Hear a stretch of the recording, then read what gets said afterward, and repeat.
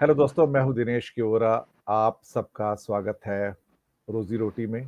Programme साइमलकास्ट है इस समय लाइव, लाउड और न्यूज़ टाइम के ऊपर। दोस्तों, आ, आजकल चर्चा शायद आपकी पॉकेट थोड़ी-सी ढीली होने की है, ईएमआई थोड़ी बढ़ गई है। आरबीआई के गवर्नर साहब ने रेपो रेट 50 बेसिस पॉइंट और बढ़ा दिया है, जिससे थोड़ा-सा आपका बोझ और बढ़ जाएगा। हालाँकि बैंकों ने अभी जो फिक्स्ड डिपॉज़िट के रेट्स हैं, जो सेवर्स हैं, उनके लिए कभी कोई ज़्यादा अनाउंसमेंट किए नहीं हैं। उम्मीद है कि वो भी धीरे-धीरे शायद आ जाएँगे। इसके अलावा क्रूड का रेट अब धीरे-धीरे खिसकते-खिसकते $125 पे आ गया है और रुपया आज गिरकर करीब 77-85 पैसे के आसपास, जो लास्ट मैंने नोट किया था। It is almost now touching 78 rather. और जो स्पेशलिस्ट हैं या एक्सपर्ट्स हैं, वो कह रहे हैं कि soon it will be ranging between the 79 and 81। जैसे कि बाकी करेंसी भी सारी वीक हो रही हैं, तो मुझे कोई हैरानी की बात नहीं है कि हमारी करेंसी भी डॉलर के मुकाबले वीक हो रही है। इन्हीं सभी विषयों के ऊपर बात करने के लिए और आपकी पॉकेट के ऊपर, आपकी रसोई घर पे बढ़ते हुए बोझ के बारे में नयन पारिक से बेहतर इंसान कौन हो सकता है। अर्थशास्त्री नयन भाई, आपका स्वागत है। Thank you sir. ये हफ्ता भी काफी घटनाओं से भरा रहा है। एक बहुत बुरी खबर यह है कि जो सब्जियों के दाम है, वेजिटेबल और फ्रूट्स के दाम है, वेजिटेबल खास तौर से एकदम स्काई रॉकेटिंग प्राइसेस हैं इस समय, जो सुनने में आ रहा है। और ये लोगों के लिए वास्तव में कष्टकारी है। इवन आरबीआई गवर्नर ने भी कहा कि 75% जो इस टाइम महंगाई है, वो देखा जाए तो वो सब्जियों के कारण है, जो वेजिटेबल्स, और वो हर घर के अंदर सुबह शाम यूज की जाती हैं, तो वो पिंच करती हैं। तो इन हालातों में नेचुरली बाकी सब चीजें जब वैसे एक्सपेंसिव है, गेहूं, चावल, आटा, तेल, जो भी आप गिनोगे हर चीज महंगी है। बाजार में जो भी लेने जाओ वो भी महंगे हैं। तो महंगाई की मार तो लगातार पड़ ही रही है।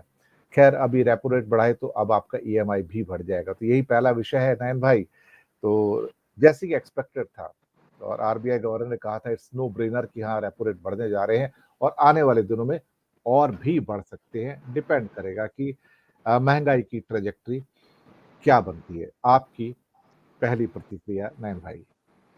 बिल्कुल, हाँ, अपने आगे भी रोजी रोटी कार्यक्रम के द्वारा हमने इस बात का इंडिकेशन दिया था कि ये रेपो रेट और बढ़ सकता है। और एक बड़ा जंप ये भी आया कि बेसिस पॉइंट में यदि हमारे रोजी रोटी के दर्शक न भी समझ पाए तो आधा परसेंट जो है 0.5% रेट बढ़ा है।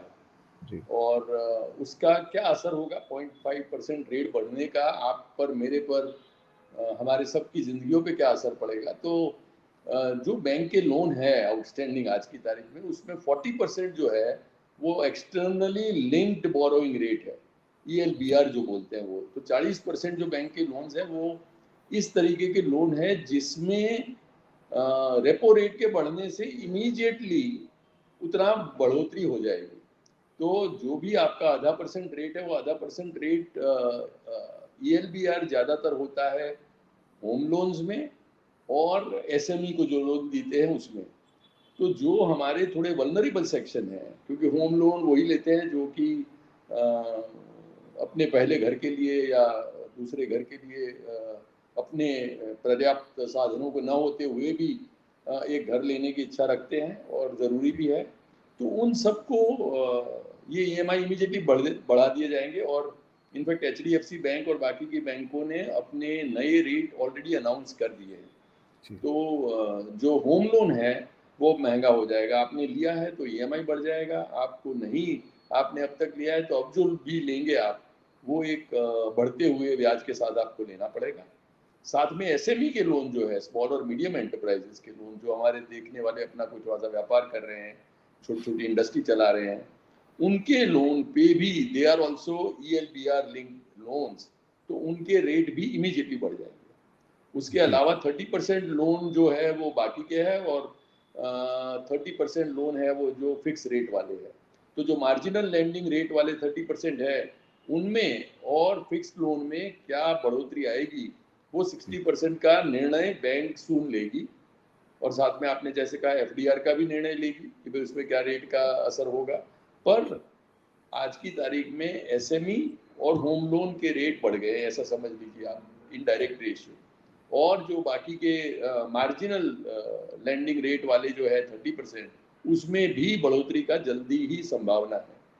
और आगे जैसे आपने कहा, तो एक तो ये कि हम लोगों ने जिसके ईएमआई लोन, पर्सनल लोन वो ले रखे हैं, उस पे कहीं ना कहीं ब्याज में आपको ज़्यादा पैसे देने की तैयारी रखनी पड़ेगी। जी, दूसरा आपने बिल्कुल। कहा कि जो बाकी की परिस्थिति है जैसे वेजिटेबल्स की, वो मेरे ख्याल से सबसे ज़्यादा लोगों को डिस्टर्ब करने वाली है, क्योंकि सब्जी के बगैर आप कैसे चलाएं।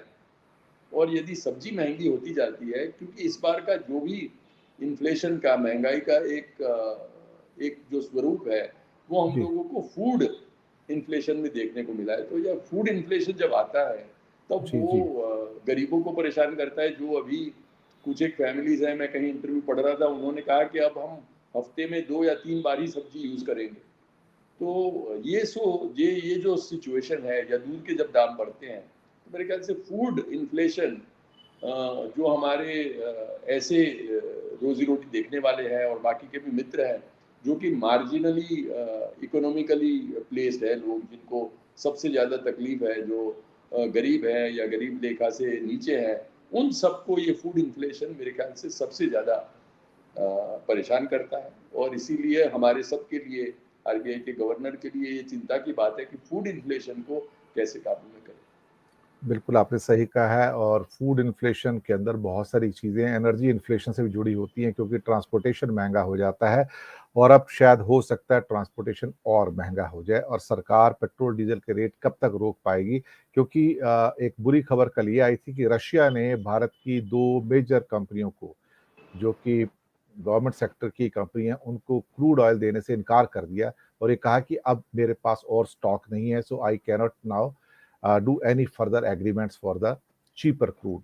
तो अब वो एक पॉसिबिलिटी जो हो रही थी पैदा, रशिया से कुछ चीप क्रूड आ जाएगा, अब वो भी समाप्त हो गई है। उन्होंने कहा कि जो ऑलरेडी एग्रीड है अपॉन है, वही थोड़ा-सा हम आपको दे पाएँगे, इसके बाद और हम नहीं दे पाएँगे। शायद रशिया इस बात को पहचान गया है कि बहुत ज़्यादा सस्ता क्रूड देने का कोई मतलब नहीं है और अब वो उस बात से इनकार करना शुरू कर दिया है और क्रूड के रेट $125 के आसपास हॉवर कर रहे हैं।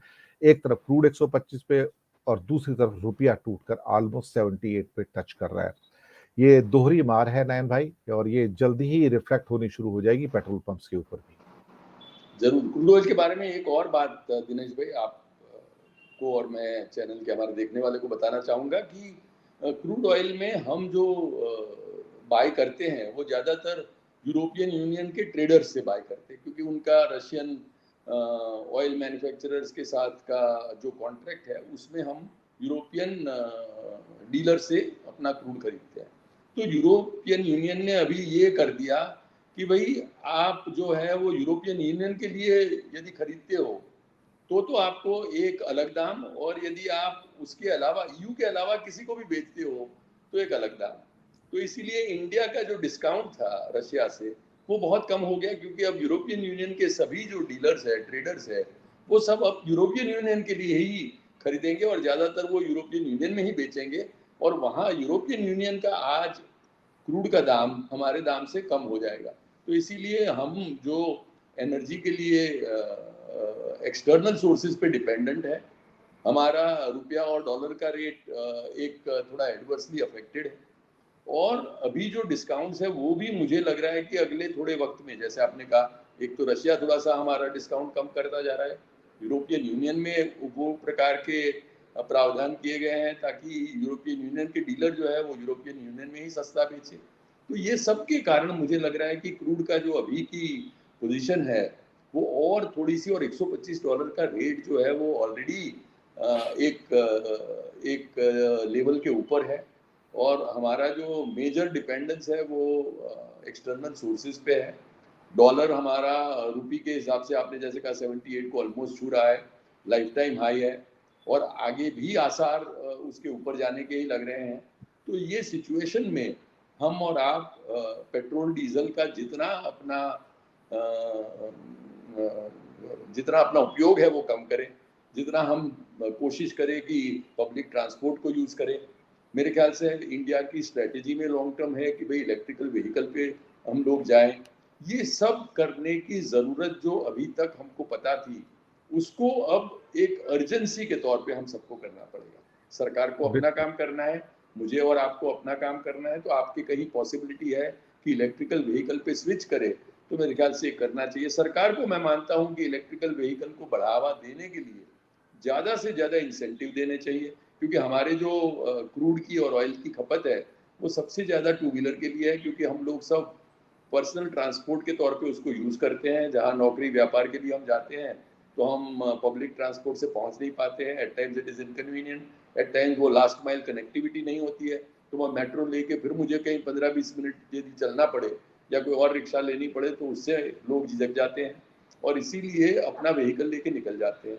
और ये अब दिन ब दिन इतना महँगा होता जा रहा है कि हम सबको एक अलग क्या हम कर सकते हैं, पेट्रोल डीजल कैसे अपनी रिक्वायरमेंट कम से कम करें, क्योंकि आपने जैसे कहा भाई एक चीज़ पे तो हमारा कोई कंट्रोल नहीं है कि डीजल के द्वारा ही हमारे वेजिटेबल्स आने हैं, तो cascading effect of transportation of goods के बारे में हमारे कम से कम ऑप्शंस है, पर हमारे खुद के जो ट्रांसपोर्टेशन के ऑप्शन है उसमें मैं समझ रहा हूँ लॉन्ग टर्म सिचुएशन को देखते हुए हम जितना अपना पेट्रोल और डीजल का पर्सनल कंजम्पशन कम कर सके, इतना हमारे लिए अच्छा है और देश के लिए भी अच्छा है। और देश की सरकार जो है वो जितना इलेक्ट्रिकल व्हीकल को इंसेंटिवाइज करे, उतना हमारी एनर्जी पे थोड़ा सा कम बोझ पड़ेगा।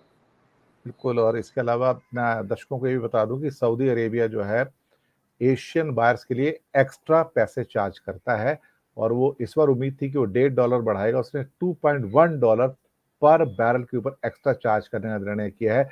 वो मोर देन एक्सपेक्टेड है, तो हमें जो मार पड़ रही है, यहाँ से भी पड़ रही है और वहाँ से भी पड़ रही है, देखा जाए तो दोनों साइड से।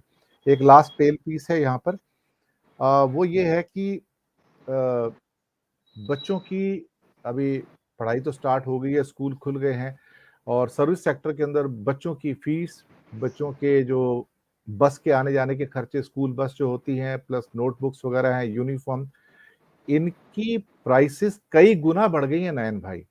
स्कूल फीस कई गुना बढ़ गई हैं, बच्चों की जो बस की जो फीस है एनुअल या मंथली वो बढ़ गए हैं, बच्चों की नोटबुक्स 3 टाइम्स एक्सपेंसिव हो गई क्योंकि पेपर 3 टाइम्स एक्सपेंसिव हो गया है और यूनिफ़ॉर्म के प्राइसेज़ जो पहले यूनिफ़ॉर्म का एक पेयर सपोज़ करो 1000 डेढ़ हज़ार रुपए का आता था, अब 3-3 हज़ार रुपए का आ रहा है। तो ऑलमोस्ट 2 टू 3 टाइम्स इंक्रीज़ हुआ है।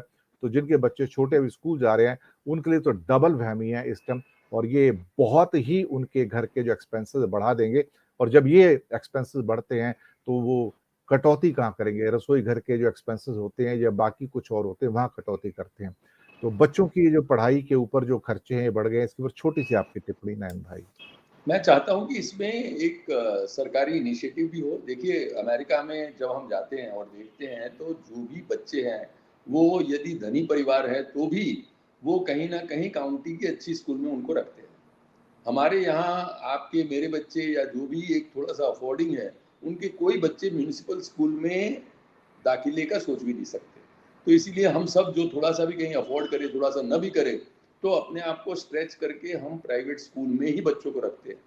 और मैं समझ रहा हूँ कि जब तक म्युनिसिपल स्कूल्स का एक एजुकेशन का लेवल इम्प्रूव नहीं होगा, जब हमारी बेहतरीन इंडिया की स्कूल में कोई भी म्युनिसिपल स्कूल शामिल भी नहीं होगी, म्युनिसिपल स्कूल में इवन बेसिक व्यवस्था नहीं होगी। अभी मैं मिरर नाउ में इसके बारे में बता रहा था कि दिल्ली में बाकी की जगह में ऐसी स्कूल्स है कि जहाँ टॉयलेट्स अवेलेबल नहीं है, बच्चों के लिए बेसिक सुविधा अवेलेबल नहीं है। तो यदि गवर्नमेंट स्कूल्स में ये सब सुविधा नहीं है और टीचर्स ज़्यादातर आते नहीं हैं, तो यही हाल रहा तो किसी को भी अपने बच्चे को प्राइवेट एजुकेशन में ही डालना पड़ेगा। मैं समझ रहा हूँ कि इसमें यदि हम लोगों को कोई जल्दी सुधार चाहिए तो हमको ये करना पड़ेगा कि जो भी सरकारी मंत्री है, सरकारी अफ़सर है, सरकार में काम करते हैं, उनको अलाउड नहीं है कि बच्चे को कहीं प्राइवेट स्कूल में रखें। उनके बच्चों को जो सरकार में काम करते हैं, उनके बच्चे सरकारी स्कूल में ही पढ़ेंगे।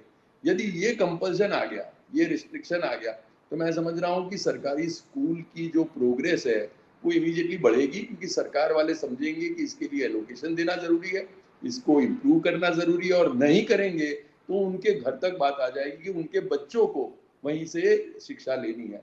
ऐसा कुछ करेंगे तो मेरे ख्याल से हम एकदम ही जल्दी सुधार पाएँगे, वरना अभी कोई न कोई तरीके से इम्प्रूवमेंट हो रहा है, पर फिर भी जो भी अफोर्डिंग, नॉन अफोर्डिंग है, सबको अपने बच्चों को अच्छे स्कूल में रखना है और इसीलिए प्राइवेट स्कूल में जब रखते हैं तो आपने कहा जैसे फीस भी ज़्यादा है, और ऊपर से जैसे काउंटी के स्कूल में ये होता है कि आप अपने नज़दीक के स्कूल में ही एडमिशन पा सकते हैं। तो यदि आपके दूर कोई गवर्नमेंट स्कूल है तो वहाँ आपको अलाउड नहीं है, क्योंकि आपके एरिया में आप रहिए, ताकि आपके ट्रांसपोर्टेशन मिनिमम हो, आपके बाकी के सरकार के खर्चे कम हो, उनके बसेस के लिए खर्चा कम हो। हमारे यहाँ ऐसा कोई प्रोविजन या प्रावधान है नहीं, तो इसीलिए अच्छे स्कूल के लिए बच्चा कहीं आधा पौना घंटा भी अपना ट्रैवल करके वहाँ पहुँच जाएगा, क्योंकि हम मानते हैं कि अच्छा एजुकेशन ज़्यादा इम्पोर्टेंट है। तो इसमें मेरे ख्याल से एक बहुत ही फंडामेंटल बदलाव की ज़रूरत है, और मैं मानता हूँ कि यदि सरकार ये करती है तो जाके हमारे सबके एजुकेशन के एक्सपेंसेस पे कहीं कटौती आएगी, और गवर्नमेंट स्कूल जो अब की ऑलमोस्ट हमारे लिए एक ऑल्टरनेटिव ही नहीं है, वो एक अच्छे ऑल्टरनेटिव के तौर पे उभरेंगे, और वो इस दाम पे आपको फीस पे एजुकेशन अच्छा देंगे, तो मेरे ख्याल से लोग सरकारी स्कूल में अपने बच्चों को भेजने के लिए तैयार हो जाएंगे। बिल्कुल आपने सही कहा, सुझाव बहुत अच्छा है कि उनके लिए कंपलसरी कर दिया जाए कि वो अपने बच्चों को सरकारी स्कूल में रखें, तभी ये सुधार हो पाएगा। तो दर्शक मित्रों, ये था आज का इस हफ्ते का रोजी रोटी। हमारी कोशिश रहेगी कि जो भी इस किस्म के कंटेम्प्रेरी मुद्दे हैं जो आपके रसोई घर से रिलेटेड हैं, उसको प्रभावित करते हैं, वो हम आने वाले सभी हफ्तों के अंदर उठाते रहें, और कम से कम आपकी जो परेशानियां हैं उसको हम सरकार के सामने भी अपने चैनल्स के द्वारा पेश करते रहें। नयन पारिक भाई, आपका बहुत बहुत धन्यवाद कि आपने इतना कीमती वक्त निकाला, हमारे साथ जुड़े। और दर्शक मित्रों, हमें दीजिएगा आज्ञा, मिलते हैं बहुत जल्दी नयन भाई के साथ अगले प्रोग्राम में अगले हफ्ते। शुक्रिया आप सबका बहुत बहुत।